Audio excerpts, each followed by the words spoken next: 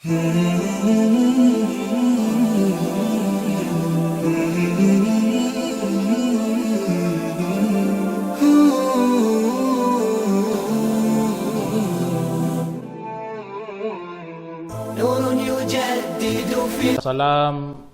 ala ashrarul salin wa ala alihi wa ashabi ajma'in, amma ba'd. Assalamualaikum warahmatullahi wabarakatuh. Mga kapatid sa Islam, nandito naman po tayo para magbigay ng Islamikong pagpapayo patungkol ito sa tinatawag nating pikit mata sa kasalanan. Opo mga kapatid, ito isa sa mga kinakatakutan natin bilang mga Muslim. Kapag tayo po ay pumikit na lamang sa paggawa ng kasalanan. Alam naman po natin mga kapatid, ng kasalanan ay hindi dapat pikit mata ang tao dito. Bagkus ito po ay dapat ingatan ng mga may takot kay Allah subhanahu wa ta'ala. Hindi po tayo pabaya, hindi tayo magiging bulag-bulagan sa mga pinagtuturo sa atin ng ating reliyong Islam.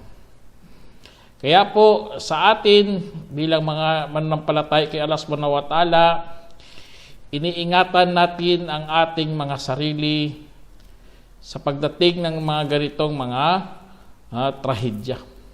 Kasi nga baka makalimot tayo sa totoong lumikha sa atin. Kaya bilang mga nananampalataya kay Allah subhanahu wa ta'ala, harapin natin ang mga ibang mga kalagayan kung saan na mayroong takot kay Allah subhanahu wa ta'ala. At ang pikit mata sa kasalanan, mga kapatid, ay tumutukoy ito sa sinadyang pagbabaliwala o kaya pagwawalang bahala sa mali. Kahit malinaw na sa kanya ang katotohanan na ito ay isang kasalanan. Kaya mag-ingat talaga ang mga ganito. Mamuhay po tayo marangal.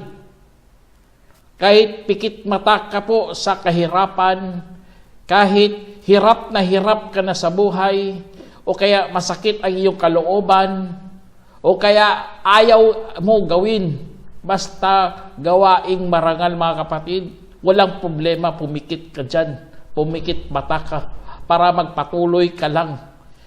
At wag na wag mong gayahin ang iba na gumagawa ng kasalanan, ngunit pikit mata naman sila. Kaya po tayo mga Muslim, alhamdulillah, hindi po tayo nasasiyahan sa paggawa ng kasalanan. Ang iba, sa hirap ng buhay, subhanallah, gagawa sila ng mga kasalanan kahit nagdidiri na sila, kahit inuusig na sila ng kanilang konsyensya, pero patuloy pa rin sila sa paggawa ng kasalanan. Kaya meron nga sinabi si Allah subhanahu wa ta'ala sa Quran, sabi niya, a'udzu billahi minasyaitonir rajim, innahum kanu qabla dzalika mutrafin wa kanu yusirruna 'alal hithil azim wa kanu yaquluna idza mitna wa kunna turaba wa idza ma wa inna lamab'uthun aw abaunal awwalun. Sa sinabi ng Allah subhanahu wa ta'ala, sa katotohanan sila ay naging marangya bago pa yaon, at nagpatuloy pa sila noon sa matitinding kasalanan, at sinabi nila dati, kung namatay kami at naging alabok at mga batbuto, talaga bang bubuhayin pa tayo muli? Pati na rin ang ating mga naunang mga ninuno, subhanallah. Itong pinagsasabi ng mga nauna. Parang walang takot talaga, pikit mata talaga nangyari sa kanila. At ang pagpikit mata nila, itong nakakatakot kasi nagpapatuloy sila sa paggawa ng mga matitinding kasalanan. Okay lang sana kung pikit mata ka, kung gumagawa ka naman ng bagay na ikakalugod ng Allah. Hindi, ang kanila, dinala sila sa paggawa ng kasamaan. At naghaka-haka pa sila kay Allah subhanahu wa ta'ala. Ganun ang bunga ng paggawa ng kasalanan. Nakakalimot ka sa mga batas ng Allah subhanahu wa ta'ala. Lalo na nalilimutan mo na rin ang mga mararangal na mga ugali. Nagiging ugaling hayop ka. Bagkus, gumagawa ka pa ng mga kalaswaan. Inaapi mo ang sarili mo. Nakakalimot na sa pag-alala kay Allah. Nakakalimot din sila sa paghingi ng kapatawaran para sa kanilang mga kasalanan.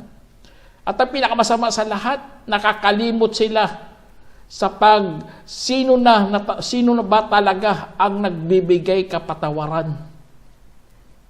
Baliktad sa mga mananampalataya. Ang mga mananampalataya hindi manhid sa kasalanan. Hindi nakakalimot sa mga pananagutan kay Allah subhanahu wa ta'ala. Bagkus kapag sila'y nagkakasala, humihingi kaagad ng kapatawaran.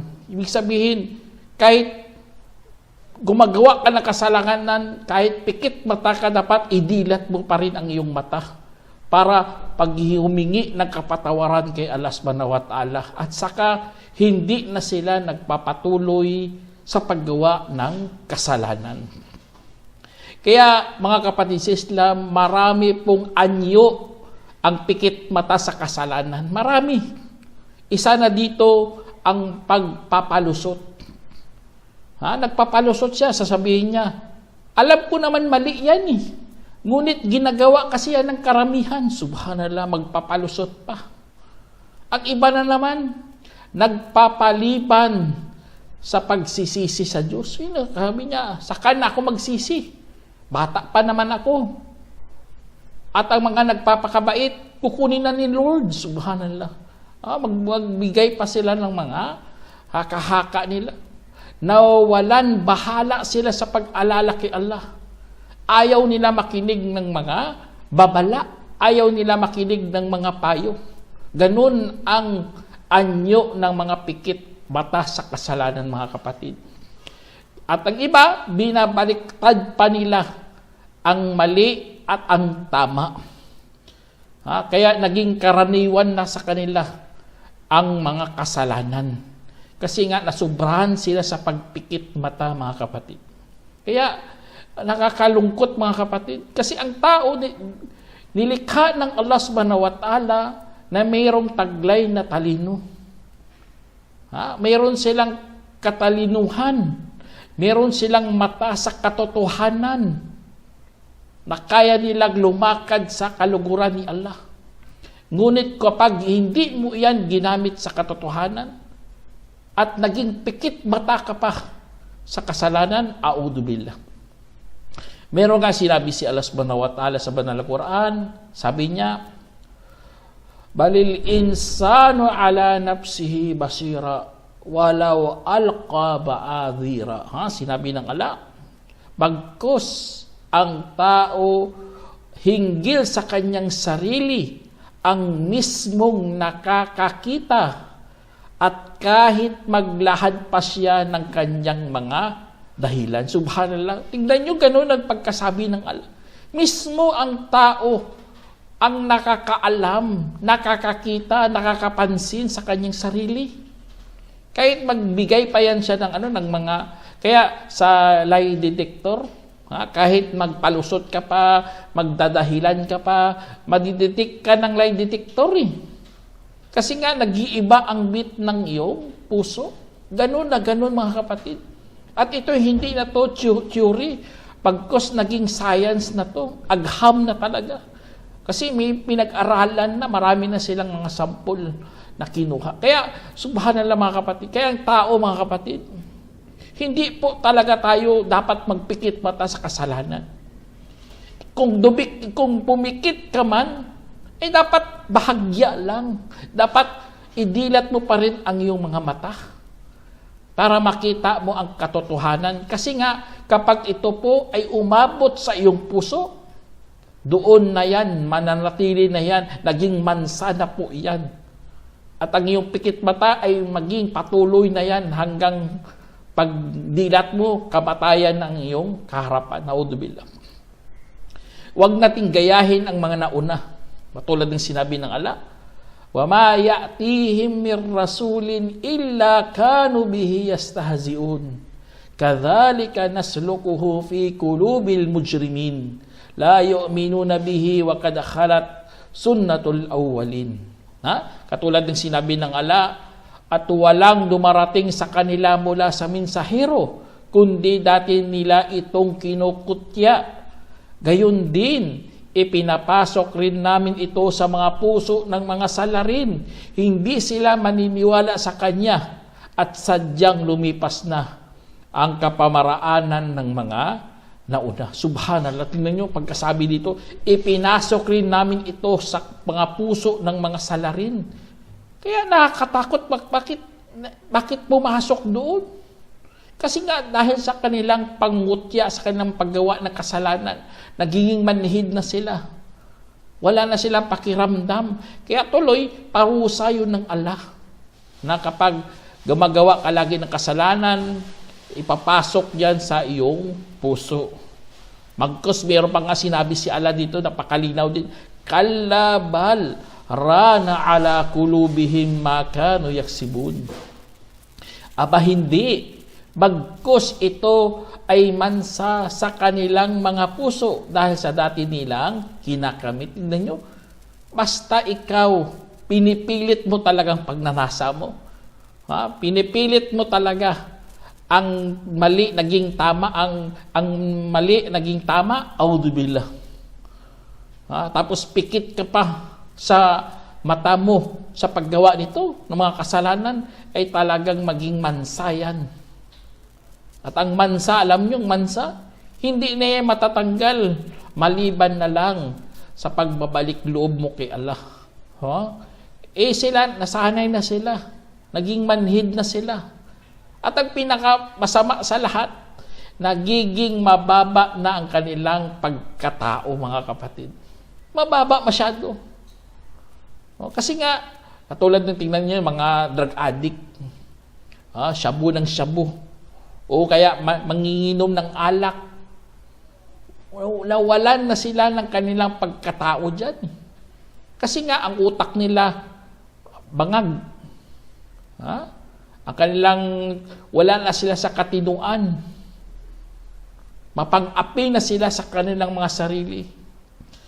Meron ngang sinabi si Allah subhanahu wa ta'ala sa Quran. Sabi niya, at pagkatapos ipamana namin ang aklat sa mga yaong aming hinirang buhat sa aming mga alipin. Kaya meron sa kanila ang mapang-api sa kanilang sarili, at meron din sa kanila ang nasa katamtaman, at meron din sa kanila ang nangunguna sa kabutihan sa pahintulot ng Allah. Iyan ang malaking pabor. Kaya tingnan nyo, nahati ang tao sa tatlo dito, sa buhat, sa mga alipin ng Allah. Una-una dyan, mga mapang-apis sarili. Ibig sabihin, ang mga gumagawa ng kasalanan. Kasi ikaw gawa ka ng kasalanan, mga kapatid. Auzubillah. Wala ka talagang magandang patutunguhan dyan. At ang mga tao na yan ay bulag na talaga sa katotohanan. Una-una yan, first step yan, pikit ang mata mo, at hanggang nagiging bulag ka na sa katotohanan. Meron ngang description si Allah subhanahu wa ta'ala. Sabi niya, "Walau fatahna alaihim babam minas sama, fadhallu fihi ya'rujun, laqalu innama sukkirat absaruna, bal nahnu qaumun mashhurun." Sabi dito ng Allah subhanahu wa ta'ala, at kung binubuksan namin hinggil sa kanila ang pintuan mula sa kalangitan, at saka pumaitaas sila roon ng palihis sa umaga, talagang sasabihin nila, tanging pinasara ang aming mga mata, bagkus kami ay mga taong nakulam. Subhanallah. Tingnan nyo, kung isip-isipin nyo mga kapatid, kung binuksan ng Allah subhanahu wa ta'ala ang langit, tapos ang mga makasalanan, mga tao, mga paghano, o ano pa dyan, mga salarin, o ano pa dyan, umakyat sila doon sa langit, umaga. Pagdating nila doon, naging madilim. Yun ang description ng Quran dito eh. Kahit ipakita mo lahat ng mga tanda ng Diyos, ganun din ang mangyari sa kanila para umakyat sila sa langit. Alam naman natin doon sa langit, ang umaga, dito lang yan sa lupa. Kasi ang lupa, mayroong atmosphere, parang salamin ba? Kung tatamaan ng ilaw, kumakalat ang ilaw, ang sinag ng araw. Pero kung lalabas ka sa outer space, sa kalangitan, lalabas ka doon, walang atmosphere, ang liwanag, walang liwanag doon. Subhanallah, dito lang yan kaloob ng Allah. Kaya sila, umakyat sila doon. Ganon ang nangyari sa kanila. Parang nabulag sila. Hindi namin makita. Bakit madilim? Ganito. Ganon ang nangyari. Kaya mahirap mga kapatid kapag ikaw ay nagbulag-bulagan sa katotohanan. Naging pikit mata ka kasi. Alam mo naman, totoo yan. At ang iba na naman, ang nangyari sa kanila, pikit mata sila at saka nag-aakala na lang. Subhanallah. Tingnan nyo, ganun na mangyari. Nag-aakala sila. Katulad ng sinabi rin ng Allah subhanahu wa ta'ala, sabi niya, وَالَّذِينَ كَفَرُوا أَعْمَالُهُمْ كَسَرَابٍ بِقِيعَةٍ يَحْسَبُهُ الظَّمْآنُ مَاءً حَتَّى إِذَا جَاءَهُ لَمْ يَجِدْهُ شَيْئًا وَوَجَدَ اللَّهَ عِنْدَهُ فَوَفَّاهُ حِسَابَهُ وَاللَّهُ سَرِيعُ الْحِسَابِ. Sinabi ng Allah subhanahu wa ta'ala, at mga yaong nagtakwil, ang kanilang mga gawa ay kagaya sa malikmata sa ilang. Habang inaakala ng nauhaw na ito ay tubig, hanggang sa nang dumating doon ay wala naman siyang mahanap ng kahit ano. Sa halip na tagpuan niya si Allah na nandoon sa kanya at saka pabayarin siya sa kanyang pananagutan at ang Allah ay mabilis sa pagkukwenta. Diyan sa sinabi ng Allah subhanahu wa ta'ala mga kapatid, ang mga taong mga nagtakwil, mga mapagtakwil, ang kanilang mga gawa ay parang mirage, kung sa English pa mirage. Kung mirage, malikmata, kapag tumitingin ka sa disyerto, akala mo may gumagalaw na tubig. Yun ang tinatawag nating mirage o sarab, sa Arabic pa. Tapos sila, siyempre, nauhaw sila. Gusto niyang puntahan ang tubig na yun. Sa sobrang uhaw. Tapos pagdating niya doon, wala naman siyang mahanap. Kasi nga, nag-aakala siya, nakakala niya tubig yun. Ganon ang mga nagpikit mata mga kapatid at umaakala hanggang namatay na siya sa pagpupuntahan niya doon. Hanggang namatay siya, kaya nakita niya doon si Allah subhanahu wa ta'ala. Siyempre, doon naman natin patutunguhan eh. Ang ating patutunguhan, kamatayan. Kaya kapag namatay ka, siyempre makikita mo na talagang Allah subhanahu wa ta'ala doon at sisingilin ka ng Allah. Yun ang nangyari sa kanya. At si Allah, sari'ul hisab, mabilis magkukwenta. Kaya nakakatakot yun mga kapatid kapag ikaw pikit mata at umaakala. Tapos ang iba na naman, kadugtong din sa Quran, sa ibang talata, sabi dito, aw kadhulumatin fil bahri lujji yaghshahu mawjun min fawqihi mawj min fawqihi sahab dhulumatun ba'daha fawqa ba'd idza akhraja yadahu lam yakad yaraha wa man lam yaj'alillahu lahu nura fama lahu min nur. Sinabi ng Allah subhanahu wa ta'ala, o katulad ng mga dilim sa loob ng kaila-ilaliman ng karagatan na tinatakpan ng mga alon na kung saan ang ibabaw nito ay mga alon habang ang ibabaw nito ay mga ulap. Mga dilim na isa nito ay nasa taasan pa ng iba. Kapag inilabas ang kanyang kamay ay halos hindi na ito mapapansin. At ang sinumang hindi gawan ng Allah para sa kanya ng liwanag, kung gayon ay walang anumang liwanag ang mapasa kanya. Tingnan nyo, dito sa sinabi ng Allah subhanahu wa ta'ala, naging manhid na tong tao na ito. Kasi laging pikit mata sa kasalanan. Sa sobrang lalim na sa karagatan yung sa Quran dito, sa sobrang lalim ng dilim sa karagatan, mga kapatid, nandoon ng kadiliman kasi sa sobrang gawa niya ng kasamaan. Natatakpan na ng alon nga, yung description, natatakpan na ng alon. Tapos sa ibabaw na ito may alon pa na iba. May inner at outer.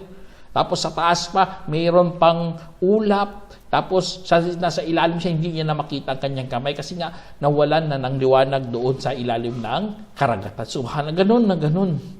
Kaya kung lagi kang pikit mata sa kasalanan, ganun ang mangyari sa iyo, kapatid. Parang nagda-dive ka sa ilalim ng karagatan. At alam naman natin sa ilalim ng karagatan na wala na doong sinag ng araw. Kaya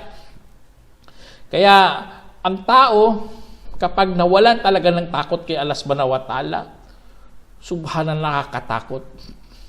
Ang iba, pinipilit talaga nilang magpikit mata na lang. Kasi nga ayaw nila mawalan ng kaibigan, ayaw nila mawalan ng trabaho, ayaw nila mawalan ng kasiyahan. Subhanallah. Pipiliin mo pa yun sila. Kaibigan. Ang iba, mga manginginom kasi, siyempre, pikit mata na lang ako, manginginom na lang ako ng alak. Kasi baka aalis yung kaibigan ko. Subhanallah. O kaya sa trabaho din. Magpikit mata na lang ako. Kasi para meron akong ipapakain sa aking mga pamilya. Subhanallah. Kaya mag-ingat pa mga kapatid. Kasi nga, kung magiging kampyante ka dyan, A'udzubillah. Tapos sasabihin mo na lang, babait naman si Allah. Okay lang yan. Sa sunod na lang ako magbalik loob. Kasi napakabait ni Allah. Nag-aakala ka lang eh. Akala mo ang buhay mo hahaba pa. Akala mo mayroon pang bukas palagi. Kaya kapag ikaw ay nasa masamang impluwensya ng kapaligiran, mga kapatid, ay nagiging normal na yan ang kasalanan. Kaya dapat nandyan ka, umalis ka kaagad. Wag na wag mong mahalin sobra ang mundo. Kasi nga, kapag inuuna mo pa ang pansariling aliw kaysa kaluguran ni Allah, ay talagang mapapahamak ka, kapatid. Kaya mahirap magiging bulag sa katotohanan. Kasi nga, laging pikit ang iyong mata. Meron nga sinabi si Allah subhanahu wa ta'ala sa Quran, sabi niya, Yasma'u ayatillahi tutla alayhi thumma yusirru mustakbira ka'allam yasma'ha fabashiru bi'adhabin alim. Sinabi ng Allah, narinig niya ang mga talata ni Allah na binibigkas hinggil sa kanya at pagkatapos ay nagpapatuloy pa rin sa pagmamalaki kagaya lamang sa hindi nakarinig. Kaya't balitaan mo siya ng mahapding kaparusahan. Subhanallah. Yun ang mga nagpapatuloy sa paggawa ng kasalanan, mga kapatid. Kahit anong paalala mo, parang hindi man lang siya nakakarinig. Okay lang sana kung walang yaumil qiyamah eh. Ngunit mayroong araw paghukom, hahatulan tayo ng Allah subhanahu wa ta'ala. Kaya mag-ingat ka talaga. Kasi kung pikit mata ka lamang lagi araw-araw sa mga kasalanan, ay malilibang ka. Tapos hindi mo naman pala kailangan, subhanallah, ito napakasakit. Hindi mo naman pala kailangan, tapos nalilibang ka dyan. Gumagawa ka na ng haram, tapos sasabihin mo na lang, kunti lang naman to eh. O kaya, alam mo naman na mga obligasyon yan sa pagsamba natin, pero nauuna pa ang aliw. Kaya, ang mali, mga kapatid, ay mali. Kaya wag mong ipikit ang mata mo sa kamalian. Kasi nga, ang iba, ayaw na ayaw niyang pakialaman siya. Ayaw na ayaw niya. Kahit wala na siya sa hulog. Tingnan nyo sa kwento nga ni Propeta Nuh alayhi salam. Katulad ng sinabi ng Allah, wa inni kullama da'awtuhum litaghfira lahum ja'alu asabi'ahum fi adhanihim wastaghshaw thiyabahum wa asarru wastakbaru istikbara.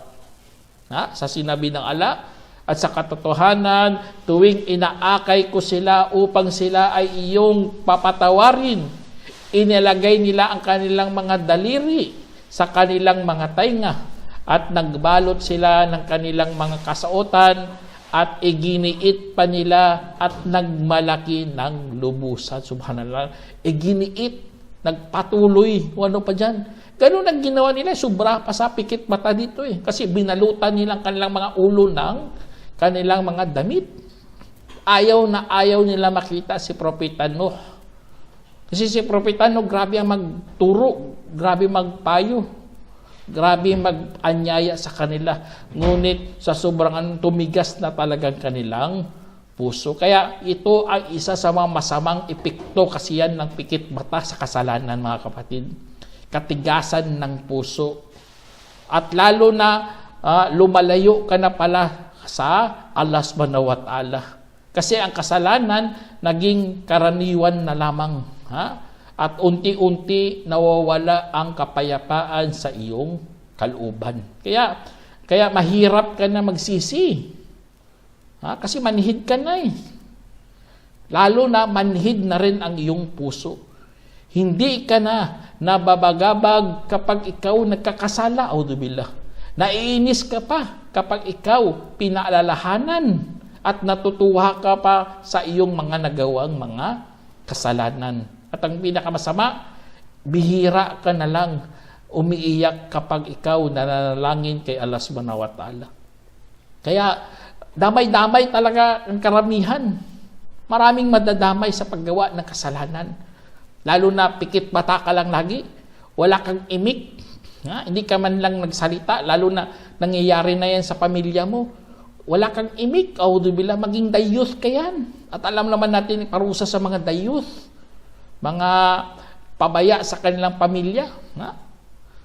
Kaya mag-ingat mga kapatid. Kasi nga, mayroon nga sinabi si Allah subhanahu wa ta'ala dito, sabi dito, sinumpa mayaong nagtakwil mula sa angkan ni Israel, ayon sa dila ni Daud at Isa na anak ni Maryam. Iyan ay sa kadahilan ng sumuway sila at dating lumalabag. Noon ay hindi sila nagbabawalan tungkol sa kasalanang kanilang nagawa. Sadyang napakasama ng kanilang dating mga ginagawa. Subhanallah. Sadyang napakasama, sabi dito ng Allah. Kaya kung hindi ka nagbabawal yan, subhanallah, sadyang napakasamang iyong ginagawa. Katulad sa mga Bani Israel. Kaya kapag pikit mata ka lang lagi, maraming gagawa talaga ng kasamaan at magpapatuloy pa sila kasi akala nila okay lang man lang ang to. Kaya ang unti-unti itong namamatay ang iyong puso, lalo ng liwanag sa puso mo namamatay talaga. Meron ngang tula si Shafi'i. Sabi dito, syakautu ila waqi'in su'a hifdi fa arsyadani ila tarkil ma'asi wa akhbarani bi anna al-ilma nurun wa nurullahi la yuhda li a'si. Sabi dito tula ni Imam Malik, sabi niya, Shafi'i, ay tula pala ni Imam Shafi'i, sabi dito, dumaing ako kay Isaac Waqi tungkol sa aking masamang memorya. Kaya pinayuan niya akong iwan ang mga kasalanan. At sinabi niya sa akin ng kaalaman ay liwanag at ang liwanag ng Allah ay hindi igagabay para sa makasalanan. Allahu Akbar. Napakagandang tula ng ginawa ni Imam Shafi'i. Kasi totoo talaga to Kapag ikaw lagi kang nakakalimot, lalo na sa mga Quran, sa hadith, ibig sabihin gumagawa ka ng kasalanan. At ang masama pa sa lahat, kapag ikaw laging gumagawa ng kasalanan, nagipikit mata ka na lang sa kasalanan at napunta sa puso mo at naging manhid ka pa. Kaya sa totoo lang, hindi tayo kailangan ng Allah. Hindi tayo kailangan ng Allah. Kung parusahan tayo ng Allah, wala kang magagawa. Pagkus tayo ay nangangailangan kay Allah. Kaya paulit-ulit kang magtanggi sa Allah. Lalo na sa katotohanan ay talagang ililihis ka lang ng Allah subhanahu wa ta'ala. Katulad ng sinabi ng Allah, sabi niya, وَإِذْ قَالَ مُوسَى لِقَوْمِهِ يَا قَوْمِ لِمَا تُؤْذُونَنِي وَقَدْ تَعْلَمُونَ أَنِّي رَسُولُ اللَّهِ إِلَيْكُمْ فَلَمَّا زَاغُوا أَزَاغَ اللَّهُ قُلُوبَهُمْ وَاللَّهُ لَا يَهْدِي الْقَوْمَ الْفَاسِقِينَ. Sinabi ng Allah subhanahu wa ta'ala at nang sinabi ni Musa sa kanyang mamamayan, o aking mamamayan, bakit ninyo ako sinasaktan? Samantalang nalalaman ninyo na ako ay talagang mensahero ng Allah para sa inyo. At nang sila'y lumihis, inilihis ng Allah ang kanilang mga puso at ang Allah ay hindi gumagabay sa mga taong swail. Kaya mga kapatid, sana meron kayong napulot ang aral. Hanggang dito na lang. Assalamualaikum warahmatullahi wabarakatuh. جمعية الدعوة نور، الدعوة للجميع.